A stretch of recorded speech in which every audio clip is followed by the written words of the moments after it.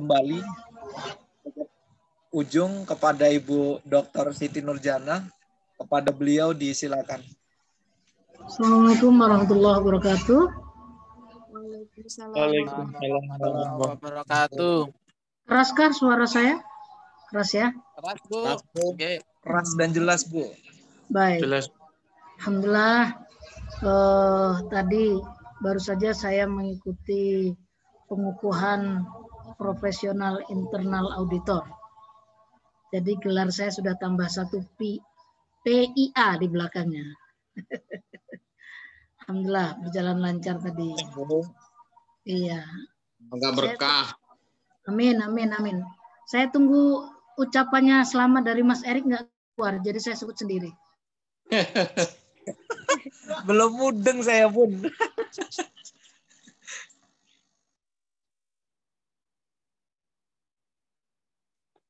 Di tahun lalu, 10 hari itu, Oktober 2019. Dan baru dikukuhkan hari ini tadi. Alhamdulillah. Baik, karena saya ceritakan ini ya kaitannya dengan CSR juga, nanti kan begitu. Karena di perusahaan juga ada auditor internalnya yang kemudian punya tugas juga untuk melakukan pengawasan terkait dengan CSR ini juga termasuk di sana. Ketika CSR itu tidak dikeluarkan, maka dia menjadi sebuah resiko yang bisa ditanggung oleh sebuah perusahaan. Manajemen risknya tidak berjalan dengan baik bagi perusahaan tersebut. Iya. Nah, jadi apa yang sudah disampaikan oleh Mbak Miftah tadi, apa sih sebenarnya CSR itu? Respons sosial, corporate social responsibility.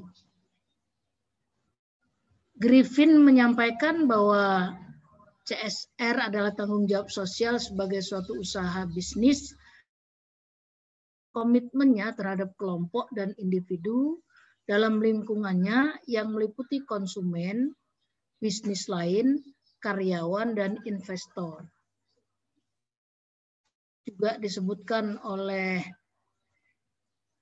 Clement K. Sansat menyatakan bahwa CSR adalah komitmen usaha untuk bertindak secara etis, beroperasi secara legal, dan berkontribusi untuk peningkatan ekonomi bersama dengan peningkatan kualitas hidup dari karyawan dan keluarganya, masyarakat lokal, dan masyarakat secara lebih luas. Apakah suara saya pelan seperti Mbak Miftah? Keras, Bu. Oh, keras ya? Bu, jelas. Oh ya, karena ada suaranya yang seperti pelan-pelan tadi itu. Ada di sini ini beberapa definisi saja ya. Tapi intinya bahwa CSR itu pada dasarnya merupakan cita-cita perwujudan tanggung jawab sosial perusahaan dalam bentuk tindakan yang berdasarkan etika dengan tujuan untuk meningkatkan ekonomi secara berkelanjutan disertai peningkatan kualitas hidup karyawan beserta keluarganya sekaligus peningkatan kualitas hidup masyarakat sekitar dan masyarakat pada umumnya.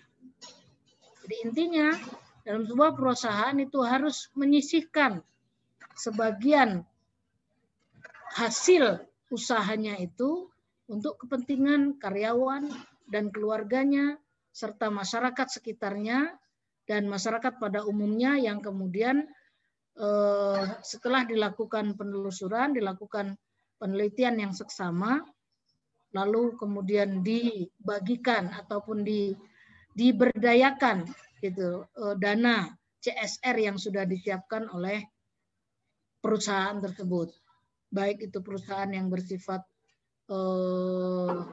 produksi ya maupun perusahaan yang bersifat seperti BPRS atau perbankan dan lain sebagainya ya. Itu mereka harus menyisihkan dana CSR ini berdasarkan Undang-Undang nomor 40 tahun 2007, kemudian peraturan pemerintah nomor 47 tahun 2012. Nah, silakan Anda lihat nanti Undang-Undang nomor 40 tahun 2007 juga kemudian dilanjutkan dengan peraturan pemerintah nomor 47 tahun 2012. Nah, itu terkait dengan CSR yang ada di Indonesia. Saya belum, setelah Ibu baca makalahnya Mbak Miftah tadi, nampaknya masih kurang sekali bagaimana CSR. Lihat tadi masih banyak CSR yang dijelaskan terkait dengan CSR.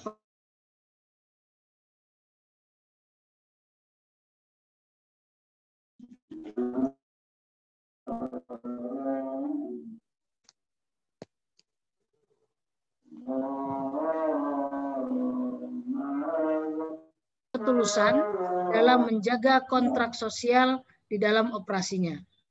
Ini bedanya CSR yang notabene konvensional dengan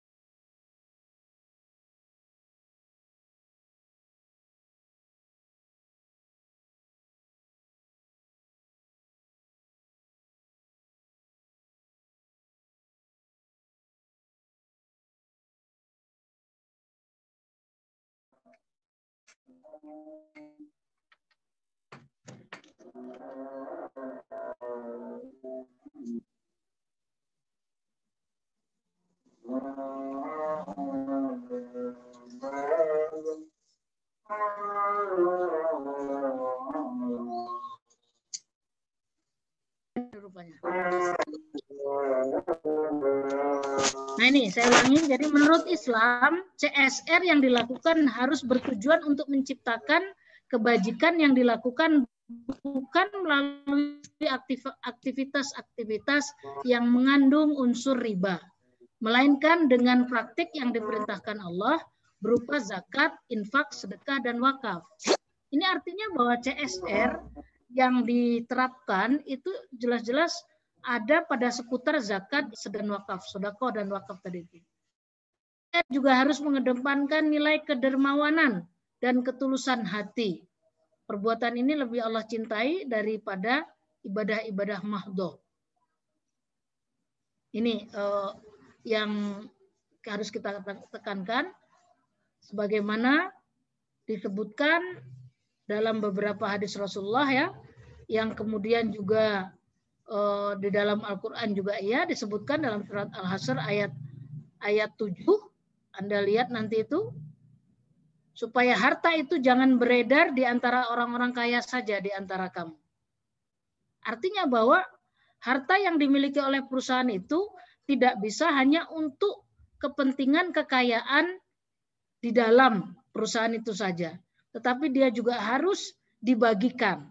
Ya, harus dibagikan, harus disisihkan sebagiannya untuk juga kepentingan warga sekitarnya. Tadi kalau contoh yang Pak Taslim sampaikan terkait dengan perusahaan yang produksi, itu jelas-jelas kalau dia tidak memikirkan menyisihkan dana CSR, itu akan merugikan warga sekitarnya. Tadi itu, mana apalagi kalau amdalnya tidak dijalankan, gitu ya.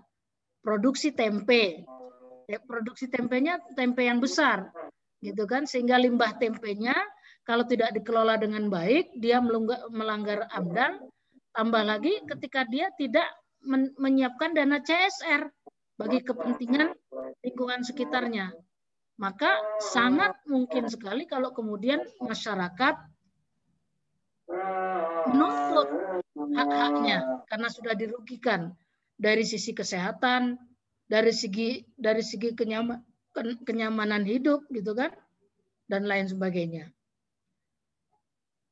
Selain itu, pelaksanaan CSR dalam Islam juga merupakan salah satu upaya mereduksi permasalahan-permasalahan sosial yang terjadi di masyarakat dengan mendorong produktivitas masyarakat dan menjaga keseimbangan distribusi kekayaan di masyarakat.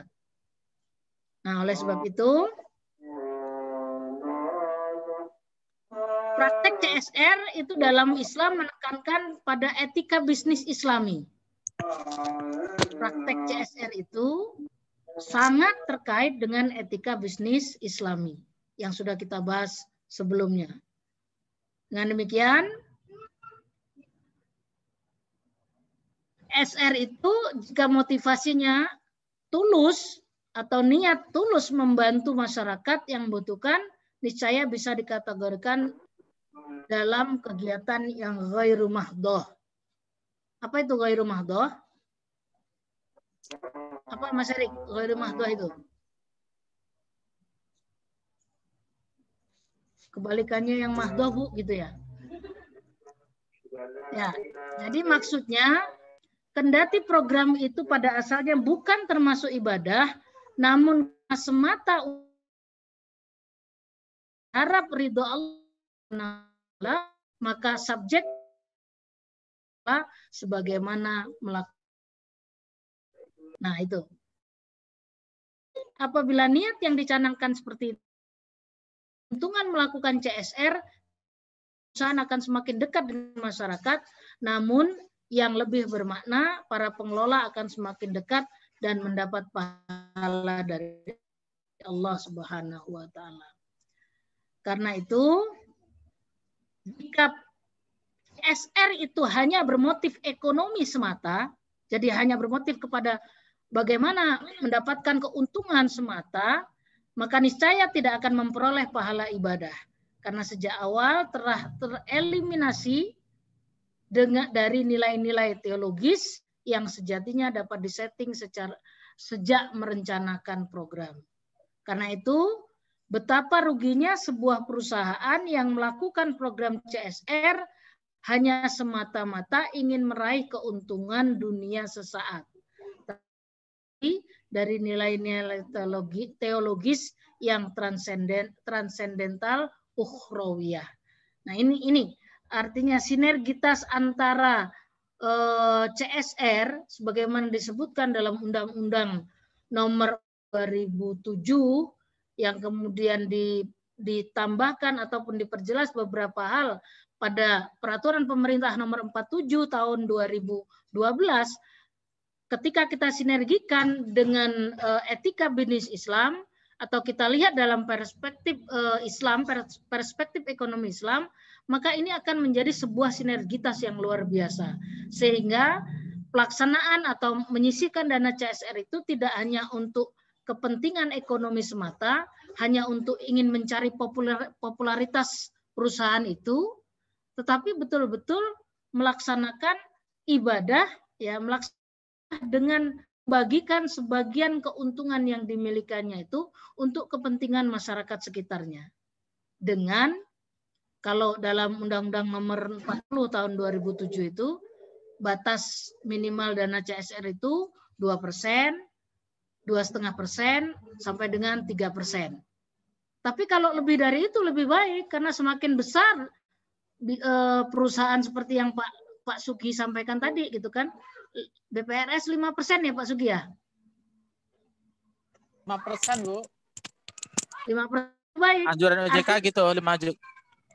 Anjuran OJK-nya begitu, ya? 5%. Iya.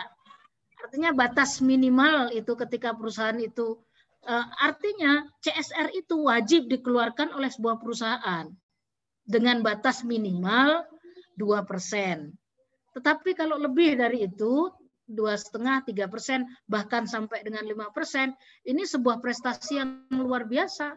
Sehingga tujuannya adalah untuk mendekatkan diri, perusahaan itu mendekatkan diri kepada masyarakat agar dipahami atau diketahui oleh masyarakat, lalu kemudian mereka akan senang dengan kehadiran perusahaan tersebut. Juga dia dalam rangka menjalankan tadi menolong sesama, mensejahterakan bersama, sehingga tidak ada harta yang hanya berhenti pada seseorang saja, atau harta yang hanya berhenti di dalam perusahaan itu saja. Jadi yang kaya bosnya semakin kaya, karyawannya tidak diperhatikan, ya, dengan gaji yang terbatas, tidak ada kelebihan-kelebihan yang bisa disampaikan, itu namanya belum mementingkan kepentingan bersama, sehingga harta itu hanya berhenti pada seseorang atau pada pengusahanya saja atau pada pemilik modal itu saja, sementara masyarakatnya, dalam hal ini karyawan dan keluarganya atau masyarakat sekitar atau masyarakat pada umumnya, belum merasakan atau belum menikmati, belum ikut menikmati hasil yang didapatkan oleh perusahaan tersebut. Ini tidak diharapkan dalam Islam. Itulah maka kemudian corporate social responsibility ini harus juga mengedepankan etika bisnis Islam yang sudah kita pahami bersama. Barangkali itu yang bisa Ibu kesempatan kali ini.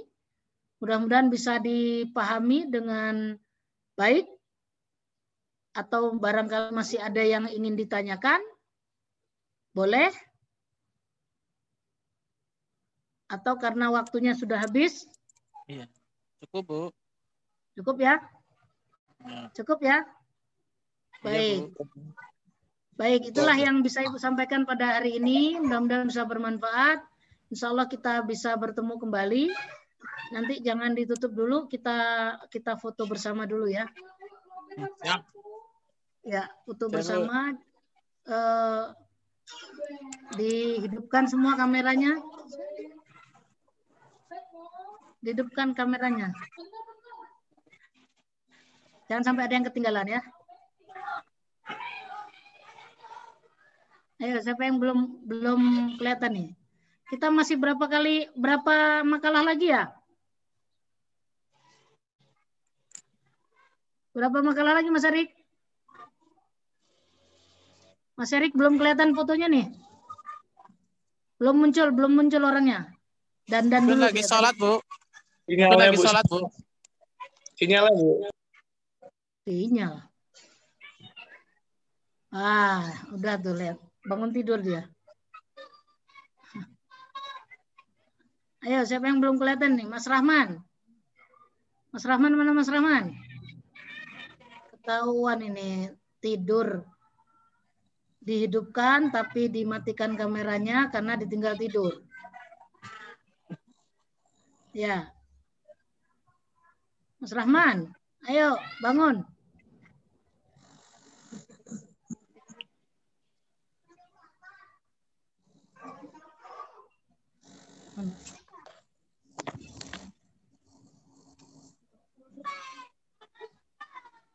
Ya, kita tunggu semua.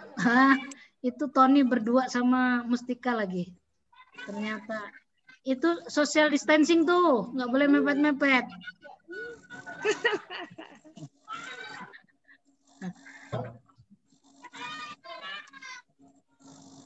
Mbak Miftah nggak bisa keluar betul ini. Paling sinyal Bu. Sinyalnya Bu, di hutan.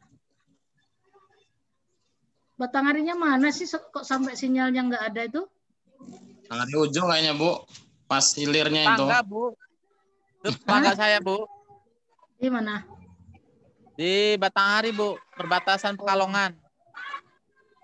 Gitu ya. Padahal nggak pelosok-pelosok amat ya Pak ya. Ya pakai ini kali. Oh pakai kartu ini paling. Kartu apa? Kartu BPJS Bu. Kalian dapat kuota semua nggak dari YIN? Enggak Bu. Enggak Bu. Tapi nggak dapat. Nggak dapat. Udah Kok kaya bisa? semua. Swadaya Bu. Belum.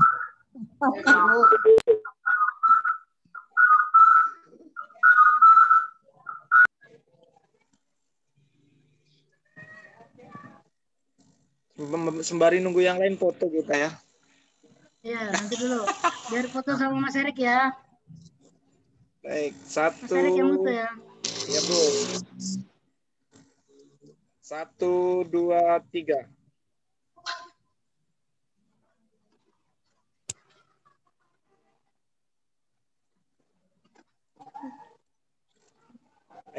Lagi. Adik diajak, Bu. Bebas. Mustika senyum deh. Senyum, Dek.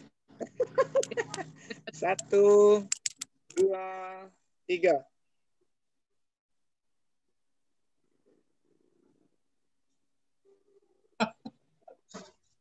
Oke, Ya. selesai. Baik. Terima kasih atas perhatiannya. Mudah-mudahan kita selalu sehat. Panjang Amin. umur, bisa ketemu lagi. Amin. Sambil dicek ya, Mas Erik masih ada berapa. Wah, itu Mas Rahman keluar tuh, udah selesai foto. Dari sholat ya, Bro. Tadi sholat, Bu. Ya foto lagi sekarang kalau gitu. Tony, Baik. itu gimana kok miring-miring tuh? Ton. Lagi bareng Mustika jadi miring-miring, Bu. Nah, ayo ulang lagi kalau gitu. Kecuali minus Mbak Miftah ini. Minus pemakalar ini. Ya, baik. Ya, open videonya. Oh, Pak Taslim pergi lagi. Nah, hilang ya. Ayo. Mana Foto Pak dulu. Taslim? Foto sekali lagi ya. Oke, siap. Siap, oke. Senyum semuanya. Senyum Pepsodent. 1, 2, 3. Sip. Oke. Baik, terima kasih. Assalamualaikum warahmatullahi wabarakatuh. Waalaikumsalam warahmatullahi Warahmatullahi wabarakatuh. Makasih, Bu. Makasih, Bu. Sama-sama. Sekali lagi selamat ya, Bu. Gelar baru. Terima kasih. Mudah-mudahan berkah ya. Mudah-mudahan berkah, Bu. Amin. Semangat Ibu, calon Ibu rektor kita. Amin. Ya Allah, amin. Bu ya. Makan Dan hari ikan, doa Bu. kalian diijabah. Amin, amin. Amin ya Allah, amin. Amin ya Baik, Allah, terima kasih amin. teman-teman semua. Ya. Alhamdulillah, perkuliahan kita sudah selesai. Marilah kita tutup dengan membaca lafaz hamdalah. Alhamdulillahirrahmanirrahim. Yang cukup dari saya akhiri. Astagfirullahaladzim. Hadanallahu wa iyyakum ajmain. Assalamualaikum warahmatullahi wabarakatuh. Waalaikumsalam. Waalaikumsalam warahmatullahi Waalaikumsalam warahmatullahi wabarakatuh.